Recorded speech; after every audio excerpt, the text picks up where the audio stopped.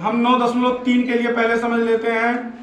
हम क्या करेंगे कि एक स्केल लेंगे, 9.3 सेंटीमीटर लंबी एक रेखा खींच देंगे। ये बिंदु ए है और ये बिंदु बी है। ए से बी तक की दूरी कितना है? 9.3 सेंटीमीटर। अब यहां से हम केवल 1 सेंटीमीटर और अतिरिक्त ले लेंगे और वह बिंदु क्या मान लेंगे? सी। हो जाएगा यहां तक। अब क्या करेंगे कि ए और सी, यानी ये जो कंप्लीट लाइन अब आपको मिल गया 1 सेंटीमीटर एक्स्ट्रा लेने के बाद, इस पूरी लंबाई का क्या करेंगे? मध्य बिंदु ज्ञात करेंगे। हाँ, रेखा का अर्धक करके कर लीजिए या जैसे भी। एक मध्य बिंदु मिल जाएगा ओ।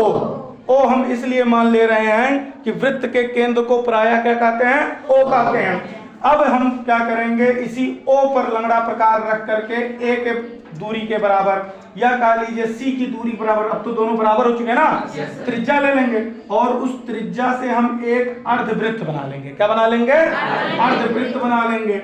यह अर्धवृत्त बनने के बाद ये जो हमारा बी है, इसी से एक लंब खींचेंगे।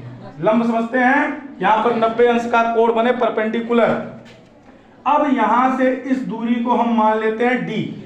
ये जहां पर इस अर्धवृत्त को स्पर्श कर रहा है, यानी कि यही जो आपकी दूरी है कौन सी? बीडी, वो हमेशा इस दिए गए मान के करड़ी की लंबाई के बराबर होगी। 9.3 कौन होगा?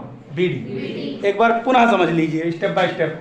सबसे पहला काम करेंगे कि जितना हमसे बनाने को कह रहा है वो करड़ी में कह रहा है, ठीक है? 9.3 कहे, 3.5 कहे, 4.2 कह सकता है, 16.8 कह सकता है, कुछ भी कह सकता है, ठीक है? तो जो हमको प्रश्न दिया है उसके पूर्णांक मान की लंबाई के बराबर रेखा खींचेंगे, पहला स्टेप। दूसरा स्टेप क्या होगा कि उसी रेखा को 1 सेंटीमीटर और आगे की तरफ बढ़ा लेंगे। तीसरा स्टेप, इस संपूर्ण रेखा का मध्य बिंदु ज्ञात करेंगे।